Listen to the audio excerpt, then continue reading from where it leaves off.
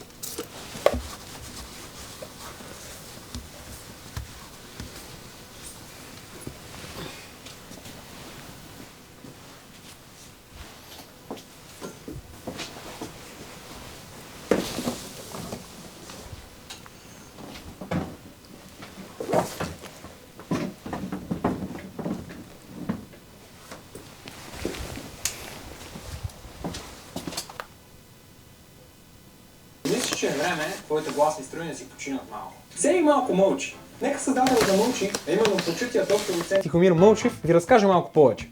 Писна ми. Новини! Big Brother говори. Пенка. Изгонена си. Мачове. Кенев бет! Казино! Лекарства.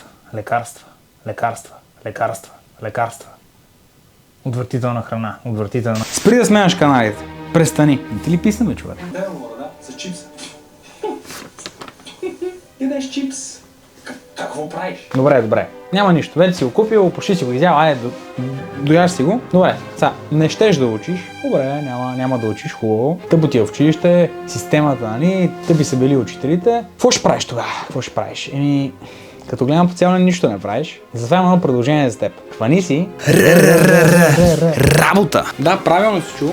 Работа. Ще се почувстваш много по-така приповдигнат. Малко самочувствие ще добиеш и ще може да натрупаш малко, така да се каже, трудов стаж, опит, като един полезен за обществото гражданин. Стига се чудил. Чуди се много време, нищо не направи, затова направо слага раничката така хубаво и през двете рамена, да не падне. И айде да ходим да работим.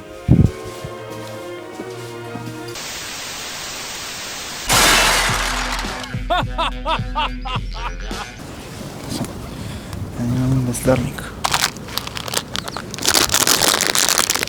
Не. Това изстрани ми се на главата.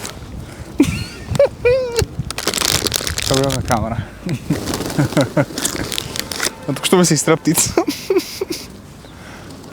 Майка ми стара. Това е на късмет.